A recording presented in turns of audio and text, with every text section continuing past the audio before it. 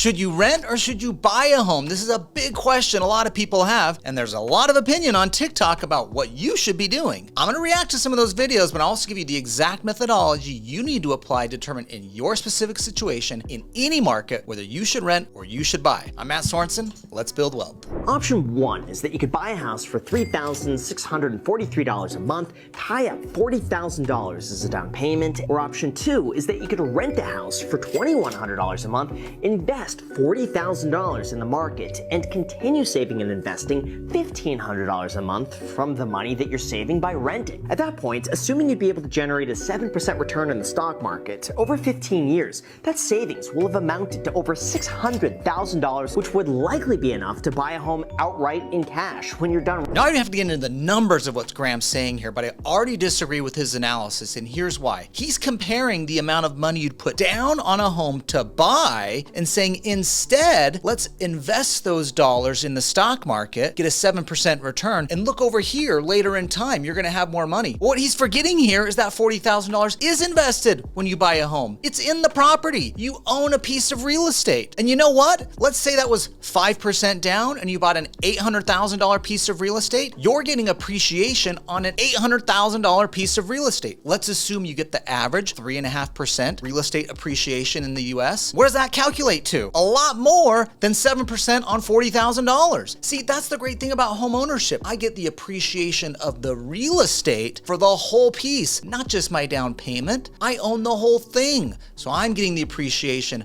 not the bank. Let's just take what's 3.5% of $800,000? $28,000. Every year I'm getting $28,000 of appreciation value because I put that 5% down to buy that $800,000 property. So already here I'm off on a lot of people saying, well, the down payment, think of it investing and growing. Guys, I love putting money aside to invest and grow. That's like my jam. But let's not forget, owning the real estate is an appreciating asset. You also get to live in. It serves two purposes. It's not just the place where you live, like where you rent, but it is also an investment in and of itself because real estate appreciates over time. Where I live, it is cheaper to rent than it is to buy. And I'm sorry, that's like just the fact. So I have way more money per month to invest renting than if I were to have a mortgage. I would have less cash flow per month, less money to put towards investment. So that's already a big thing. But not to mention the down payment. I'm pulling money out of investments that could have stayed in till retirement, earning more in the stock market than it's going to earn on a home. But instead, I'd be pulling it out to put a down payment towards this house. You gotta think about all the costs. You can't just compare renting costs to mortgage costs. You have to explore all the other financial costs, and you also have. Okay, what Elise here is saying, and I agree with some of this here, is we got to explore all the costs. That's what I'm gonna do here in just a moment, because we're gonna go over an exact example here in Phoenix of what you could buy, and you can apply this in any market, because I'm gonna go over all the factors that you need to know. But here's why I got a problem with this. She's making the same argument Graham's making. If I took that money for a down payment and I invested in the stock market, it'll grow. Guys, if you put that money down and you own a house, it's gonna grow too, and you own the whole thing. You own an asset larger than the initial down payment. The other thing I want everybody to understand, this is the second common mistake people make, is they look at the initial rent of a property versus the mortgage payment. And they're like, well, the mortgage payment will be $4,000 and the rent's $2,000. With that extra $2,000 a month, I can go and invest it. Yes, you can, but do you know what happens by year 10? That $2,000 a month rent is actually $4,000 a month rent for the same frickin' place. But do you know what happens to your $4,000 mortgage? It's still $4,000. So over time, your rent is gonna go up. You're not gonna be able to put more money away, and in fact you're going to pay more than the mortgage. Not to mention, a portion of your mortgage is actually paying down the mortgage debt. Now I get it, in most cities you initially save money by renting, and that's what you should be doing, particularly for the short term. But if you think about this as a 5, 10, 20-year purchase horizon, I'm telling you, it is cheaper to buy in most markets. And I want you to remember those two things. You get appreciation of the entire asset. We're not comparing the down payment to what you can put in the stock market. It's the entire asset. And your mortgage payment is fixed over time, but your rent is not, and that's gonna go up. All right, now the best way to understand this and break it down is a real world example. Like we got on Zillow today here in Phoenix, Arizona. We looked up a 3-bedroom, 2-bath house that you can buy for $424,000, or we have a 3-bedroom, 2-bath house that you could rent for $2,863 a month in rent. These are within a mile apart, similar location, similar area. The buy is a little nicer because it was remodeled, but otherwise all the same, okay? Now let's analyze whether you should rent or buy in this scenario. All right, so what's the first thing we're gonna look at? Of course, well, what's the mortgage gonna be? All right, what am I gonna have to pay on the buy? The rent's a little more clear cut. I know what the rent is, right? And the great benefit of renting is I don't need to worry about insurance. I don't need to worry about property taxes. I don't need to worry about maintenance and repairs, okay? That's the nice thing of renting. But the benefit of home ownership is I get appreciation of the property. I'm paying down the mortgage debt as I own it. But there are some costs, okay? Not only is there a mortgage cost to it, there's also the maintenance, you have property taxes, you're gonna have insurance. So let's break those down. All right, now let's run a quick example. I just got the mortgage calculator here showing a purchase price of $424,000, putting 5% down, $21,200, 30-year mortgage, 6% fixed rate interest. This is in the Phoenix market. And you can see I'm getting offers for those mortgages here at that rate in the calculator. But here's what's important in the numbers. Now, one thing on the calculator here, the obvious, that 5%, $21,200 down. So you got to have that money set aside to go into the property. And if you remember Elise and Graham, they're crapping on that saying, yeah, but if I took that $21,200 and I went and invested in the market, I could get a 7% return or 8%, whatever it is, I don't care. But they're forgetting the fact that that $21,200 got me into a $424,000 asset that also appreciates. Let's just say it goes up 3.5% a year. That is $14,840 of appreciation per year going on my net worth instead of, say, the 7 or 8% return that you might be getting on the $21,800 by investing it in the market. Remember, you own the property. You get all of the appreciation. All right, now we got 4 main line items here. We've got homeowners insurance, property tax, principal, and interest. All right, now 3 of those are hard costs. The homeowner's insurance, the property taxes, and the interest to the bank does nothing to help me. That is a cost that I'm paying to own this property. But the mortgage principal is something I pay, but it actually increases my net worth because I'm paying down my debt. So I'm getting equity in the property when I make that mortgage payment because a portion of it is principal pay down of the balance due. Now when you're paying rent, 100% cost, all right? So you got to make sure you understand that in the analysis. Now, the downside is when you're typically paying a mortgage, at first, the majority of the payment is going to interest, but some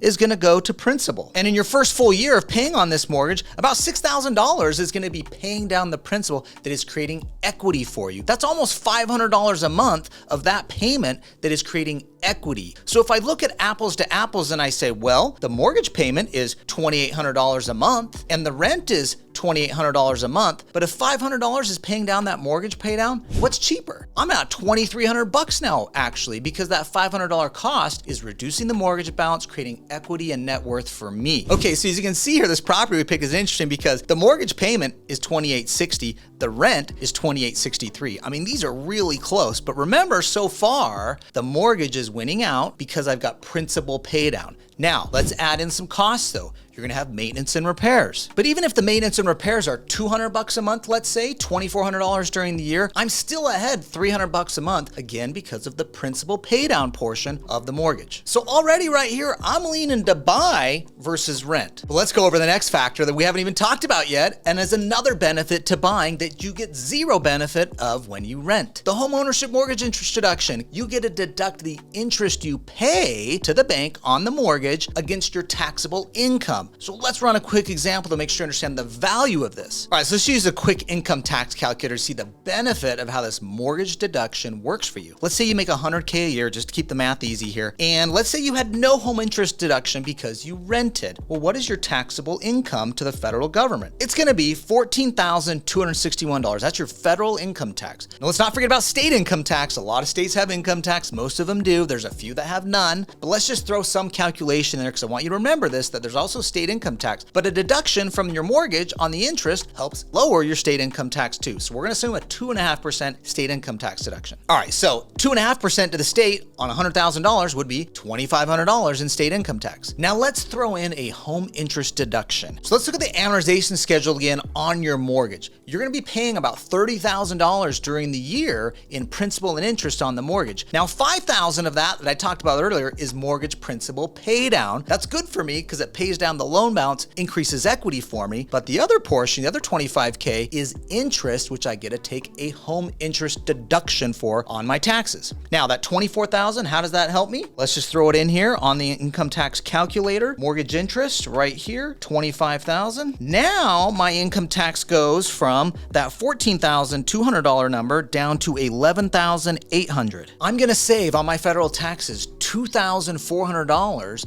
because I have less taxable income in a lower tax bracket now than if I had just rented. This is one of the benefits that a lot of people forget, is the tax benefit. Now on the state income tax side, I get savings there, again, 2.5%. That's gonna save me $625. So all in all, between the federal tax deduction benefit and the state income tax deduction, I'm gonna pay almost $3,000 less in income taxes. And what does that $3,000 mean to me? It's more money that I could go and otherwise invest and grow, build my wealth. All right, and one of the great calculators out there you can use that calculates a lot of these factors is the NerdWallet Rent versus Buy calculator. I've used it here in the example we gave of the $424,000 purchase price of a home, comparing it to rent of $2,863. This tells me as long as I'm gonna stay in the house for 4 years, it makes more sense to buy than it does to rent. And they're calculating in a lot of these factors I just talked about. The mortgage interest reduction, the repairs on the other side when you own a home, and all the maintenance and property taxes. But they're also factoring in the benefit of the home going up in value, the rent going up over time. They're calculating all this, including a big short-term cost you must know about, which is the realtor commissions and all the closing costs when you buy and sell a home. But because of those costs, which can be 6 to 10% of a home's value, you should only buy if you're planning to own for 5 years or more. Now you could make the argument for 3 or 4 if it's a really good buy opportunity, but as a rule of thumb, I like to think of 5 years as a minimum to hold the property. Now, one of the cool things about the NerdWallet calculator is you can calculate a lot of these factors here, the property tax rate, your home insurance, you can factor in repairs and renovations, put in your tax bracket too, that'll help calculate the mortgage interest deduction's value. For someone that makes $150,000 a year and has a higher tax bracket, the value of the deduction is actually more. It's more valuable to buy than it is to rent at a higher income because the mortgage interest deduction is more valuable to you. Now, Graham and Elise made some great points in the videos, but I think it's really important to do a specific analysis and a specific comparison. The cheat method, so to speak, is the NerdWallet calculator because it calculates it for you. You can play with the variables and the numbers in your specific market, in your state. Now, I want to react to one other video, which is taking home ownership to the next level. If you're smart, you don't want to buy this. Instead, you want to buy this. You see, this is a duplex, so you can live on one side, rent out the other side, and have your renter pay for your mortgage and you live rent-free. When you're ready to buy your dream house, you're gonna rent out your units. Now you're gonna take rent from both units to pay for the mortgage on your dream house. And that is the smart way to do it. The advice is there, the choice is yours. All right, love that, King Kang. He nails it perfectly. Let's think of this place where we can live, but let's also rent out a portion of the home, whether that's a duplex, this could be a mother-in-law apartment, a basement apartment, an ADU, I don't care what it is, but think of ways to not only solve your need for housing, but also find ways to create and produce income assets. And you know what? When you find the next property you want to move into, let's keep that duplex as a rental and continue to build assets to grow your net worth. Now, the decision whether to buy or rent is just one piece of the financial equation. What about taxes? What about protecting your assets, starting a business, growing an investment real estate empire? These are all pieces on how you can build wealth that I'm covering here on my channel. So please get subscribed. I'm Matt Sorensen. We'll see you next time.